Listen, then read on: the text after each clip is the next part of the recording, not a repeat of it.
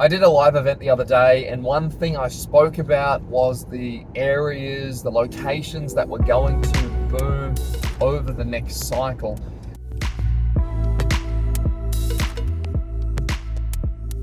And there's a couple of different locations that are at different parts of their cycle.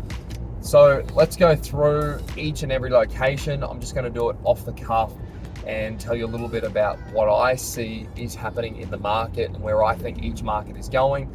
I went and had a look at some statistics and specific suburb statistics when I did this in my live session. So if you want to have a look at that, go and jump into the YouTube channel and have a look at the live. But just off the cuff, I'm going to go and start from Brisbane because I think Brisbane is in a really good position right now. It's in what's called a stagnation period. So that stagnation period is basically when the market does nothing. And some people might disagree with me, some people might agree. Suburbs are different within each capital city. So I'm just going to talk about holistically. So holistically, what I see in Brisbane is that most of it is in stagnation. So that means prices basically have stopped. Some parts are going down, some parts are going up, but generally, it's basically doing nothing. What that means in terms of real property prices is that property prices are actually going backwards, because by the time you take into account now 5% inflation at the moment, unless your property is doing at least 5%, the real growth is zero. So your property has to do 5% to keep up with inflation. So 5% growth, that is. So Brisbane, from various suburbs that I looked at and the suburbs that I'm currently invested into and looking at investing into, they seem to be pretty stabilized. They're not really doing much. Some are going backwards a little bit. Other ones are treading up slowly. So that means that this market cycle that we're in at the moment, it's going to last for a period of time. Generally, that stagnation period is anything from 2 to 5 years. That's pretty typical. If you have a look at my live event, again, I talk about our boom bust cycles and what time frame each of those normally last for. So stagnation is normally 2 to 5 years. I believe this time around the country, stagnation period, so that period of no growth, will be quick, only because we just had a massive growth. It was really quick. It got cut too short in my view. And now we're going to go through a quick little downturn, and then we're going to go through an up for various different areas. But not every area is following that trend. There are some that are bucking the trend, but that's Brisbane. And I reckon that Brisbane, by the back end of 2024, will probably start to see some growth overall. But I am starting to see some areas come out of stagnation in Brisbane. So in other words, they've already gone through their 2 years of doing nothing, and now they're coming out of that 2 years into growth. And that growth phase normally lasts for 2 to 3 years. It can again be cut short, or it can go a bit longer. And I think just because of the lag with building and the lag with high interest rates, I actually think it's probably going to go longer. We're probably going to see a good 3, maybe 4 year boom cycle in Brisbane once that kicks off, and I think that'll kick off really in 2024 properly, maybe towards the back end, maybe mid to late 2024. I'm also seeing and hearing that different marketing groups from Sydney and Melbourne are now starting to invest in Brisbane. So these are the early adapters, because the majority of other marketing groups are still over in Perth, and I'm going to talk about Perth at the end because it's an interesting market. So Brisbane, I think, is going to do well. And if you are looking at investing in Brisbane, just don't expect anything to happen for the next 12 months in most areas. But this next 12 months, and maybe less than that, maybe it might only last for 6 months, I do think these are the good buying opportunities where there's not that many buyers in the market and you can pick up a good deal, and you don't have to be on top of it as quick as when you're in a hot market. So if you're buying in a hot market, you probably know you've got to be literally on the phone like within the hour that it gets listed, the property, or you've got to be purely buying off market. You don't necessarily have to do that in Brisbane at the moment, just because it's in that stagnation window. But from what I'm seeing, it's still a better market than what Brisbane had in 2019, 2018. The market was like shocking back then. So that's Brisbane. Sydney and Melbourne, I haven't dived into Sydney and Melbourne too much because on the broad brush, they don't look fantastic. I know Sydney's had some growth, or at least that's what they've posted in the last 12 months or less than 12 months. when I've done searches, no Sydney suburb and no Melbourne suburb have come up as being in that growth phase. So I do think Sydney and Melbourne are still going to ride that stagnation wave for a bit longer, and maybe a few bumps along the way.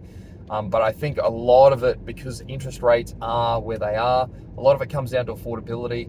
And I know that a lot of people are going to, from Sydney and Melbourne, are going to tell me that their area is going up or down or whatever it is. Again, it's very suburb specific. You can't just talk about Sydney going up or Sydney going down in one aspect. But if you want to talk about holistically, if it was me, I personally wouldn't be doing anything in Sydney unless you're getting into those growth locations where you've basically got artificial growth from developers setting prices, and you are in an area where your supply is quite restricted and limited, so you're not going to get flooded with supply over the next few years. So I do think that, you know, there's buying opportunities in any market as long as you know which markets to pick. But when I look at Melbourne, Sydney versus, say, Brisbane, you get better rental returns in Brisbane. You can almost buy blindfolded, I think, in the next 12 months and make money in Brisbane over the following, you know, over the preceding few years. Whereas I don't know you could do that so easily in Sydney and Melbourne. And the barrier to entry is so much higher in Sydney and Melbourne as well. As people know that live there, it's quite expensive. So if I was living in a city, Sydney, Melbourne, and I wanted to buy a house, I'd probably just rent and use that money elsewhere to invest in a growth location, especially if rents in those locations are 2.5–3% return, and you can buy something pretty much off the shelf in Brisbane for 4 or 5% return, and that's not even really trying. So you could use your money to invest somewhere that is growing and then just rent where you are. Plus your investment property is tax deductible as well, whereas your own home is not tax deductible. So then Sydney and Melbourne, and then I'm going to talk about Perth as well, just the major markets. Actually, I will touch on Canberra because I have had some people ask me about Canberra. I do have a couple of investors that live in Canberra and have invested in Canberra, and everything that I'm seeing in terms of the statistics from Canberra doesn't look great. The market there has gone ballistic, and you are in a small market. It's ultimately regional when you compare it to a capital city. The only thing really going for Canberra is that all the government departments are located there, so most of the people would work for government. Do I have the stats around how many work for government? No. Do I have the stats about distressed listings? Yes, I have a look at the number of distressed listings in Canberra. It was rising. The number of listings generally was rising pretty substantially. And if you just have a look at the growth, Canberra's already gone through their 3-year boom, and now they're coming into their 2-year stagnation, which could last for longer, 2 to 5 years. And depending on what the government does, if the government decides to lay off 1,000 people, whether or not that will happen, but if they lay off 1,000 people in the government departments, think about the flow-on effect that has in Canberra. So in my view, Canberra is just similar to a mining town, maybe a little bit more stable, but in terms of job security and all that stuff, if the government decides to lay off a whole lot of people, then what's that going to do for demand with housing? And they don't have the interstate and overseas migration like Queensland, Victoria, New South Wales, and to an extent Western Australia has. So they don't have that ongoing commitment to house people, and that demand could dry up pretty easily, or it's just not an ongoing demand. Whereas when you've got interstate and overseas migration pushing up population growth, there's always that demand for new stock, which means it's going to put pressure on existing houses. So then I'm going to jump over to Perth. A lot of people have made really good money in Perth in the last few years, and I think if you were an early adapter and got in and just rode that wave, you've done really well, and that's fantastic. I don't think you're going to see anywhere near the growth that Perth has experienced overall for the next few years. It is seemingly coming out of that growth, that boom cycle, and it'll probably go into stagnation, but I do still think that market's probably got 12 months to run. So I wouldn't be surprised if more marketing groups hit Perth for the next 6 to 12 months and then they pivot over to Brisbane, because Perth, as prices go up, then yields come down. And at the moment, from everything that I'm seeing buyers groups do, whether they're right or wrong, some of them I agree with what they're buying is fantastic. Other ones I absolutely think are just selling or buying rubbish. That includes secondhand homes as well. Just because the home is secondhand doesn't mean you're getting a good deal, and you get no depreciation benefits. So I think for the majority part, Perth still probably has another 12 months to run in terms of their market cycle. That's assuming that the price of iron ore or coal doesn't fall through the floor. If that does, then they could be cut short. But I still think Perth is going to have some really good growth. But you've got to be more selective about where you're buying now, because people are just paying way over in Perth for certain properties. I've heard some pretty crazy stories of people offering like 50 to 100 grand more than the list price, and these are only like properties that are $400,000-$500,000.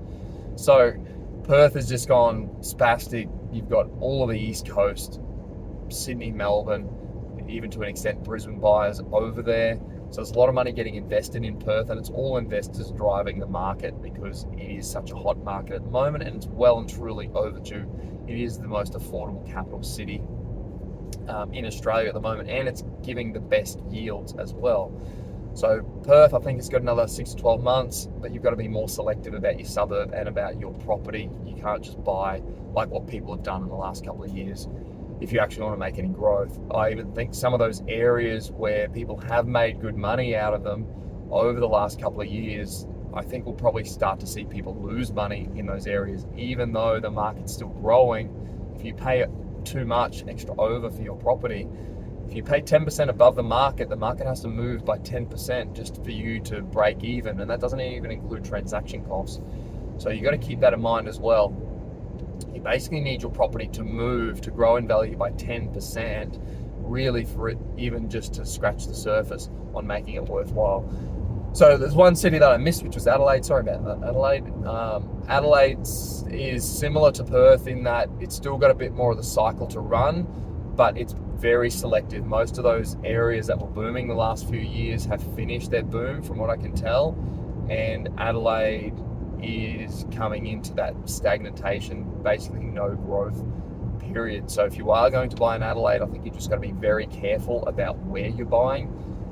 That's my 2 cents. If it was me, you could buy easier in Perth and get better yields at the moment than buying in South Australia, and Perth has still got a significant amount of interstate and overseas migration. But again, that could dry up if there's no work for them in Perth, because Perth, one thing about it is that it is isolated, and even in my short time being in property over the last decade plus, I've seen the high and low lows that Perth has, very similar to mining towns, where the market can be booming, it can be red hot, but if the price of iron ore or the price of coal drops and big companies start laying off a lot of workers, it's the flow-on effect. And I know people are going to tell me that there's other industries in Perth, and sure, there are other industries in Perth, but if you have a look at the mining spend and how many jobs mining creates, you'll realize that if a company lays off 1,000 people, it has a massive impact, because it's not the 1,000 people that are now out of work, it's then the other 14,000 people, because it's generally 14 people for one mining wage, because that one person will support 14 other jobs locally, because they'll live in and around Perth. So when you think about that, if big companies start laying off people, if the price of our commodities drop, then that has a massive ripple effect on the market. And if you've got migration coming over to Perth, where are they all going to work? Are they going to work in hospitality? Are they going to work in construction? There is still a lot of construction to be made up for in Perth, so maybe the job market is a bit better than what it has seen in previous years, but it is still a finicky market. That's why I think maybe it's got another 12 months to run. So if you were riding the markets around Australia, I'd say the Perth market is the one to ride predominantly, and then I think it's going to flip to Brisbane. But again, if you're getting into hot markets, like after the market has started to take off, you've got to be a lot more astute with your buying, and you're also competing with a lot more buyers. I don't particularly like buying in boom markets because I feel like I'm getting ripped off and having to compete with everybody. I've only ever bought a couple of properties when the market is going up, and I've bought them in off market, not on market. On market, I always lose when I try and buy a property against somebody else. But I prefer to buy like the Brisbane market where it's in stagnation, or I am looking in the Melbourne market as well where it's in the same phase. There's way less competition. The people that are in the market know that they're in the market to wait for the next boom cycle, so they're not silly about paying extra over, and you can negotiate the price with the owner because we're not in that booming market where you've got 5 competing offers. So that's personally how I like to buy, but I still think there's some great opportunities in booming markets. You just got to make sure you don't get in at the end of the booming market, or you don't get in 6 months before the end. You pay 10% over, the market grows by 10% and then declines by 10% thereafter, which we saw what happened in Sydney with a lot of people, and Melbourne to an extent for various different suburbs. So that's my synopsis, that's my crystal ball for where I think the property market is headed into 2024. And we're in late November at the moment when I'm recording this video, so when it gets posted it might be a little bit later than this. Let's just see how it plays out. I could be right, I could be wrong. The market will dictate that, and we can always try and predict what's going to happen in the market. But if you've got a plan where you buy ultimately under market value, you can at least buffer your risk, because we don't all have a crystal ball. We can look at data all day long, you can look at statistics, but there's always a risk that the statistics are wrong or something else happens in the market, which is ultimately human-led, human-driven. There could be a government announcement, there could be another war that we don't know about, there could be lots of different factors, government spending, infrastructure spending, there could be a mass migration of people to one location, which again is driven by the government, or it could be driven by employment, major industry, our connections with overseas investment.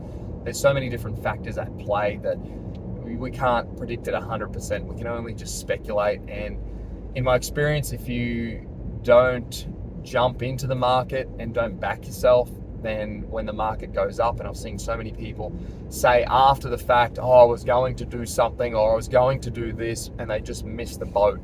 And those particular people normally miss the boat every time. So if you're scared about jumping into the market, just think about the upside, but then also consider the downside risk as well. What's the worst case that can happen? And if the worst case is, okay, the market drops by a little bit, but then markets always recover. Just have a look at history.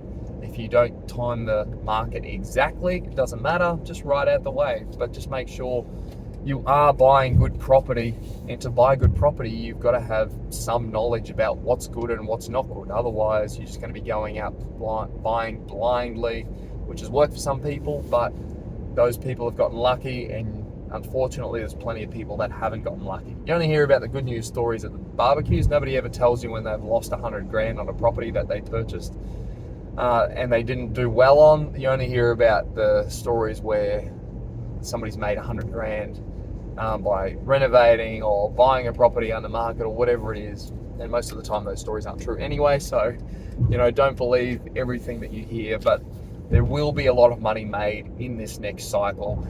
And if you are looking at getting into the market, or you're sitting on your hands, don't sit on them for too long, because there's opportunities that are passing you every single day. The opportunity of a lifetime, I believe, comes along every day as long as you're looking for it. So thanks for watching. Have a great day.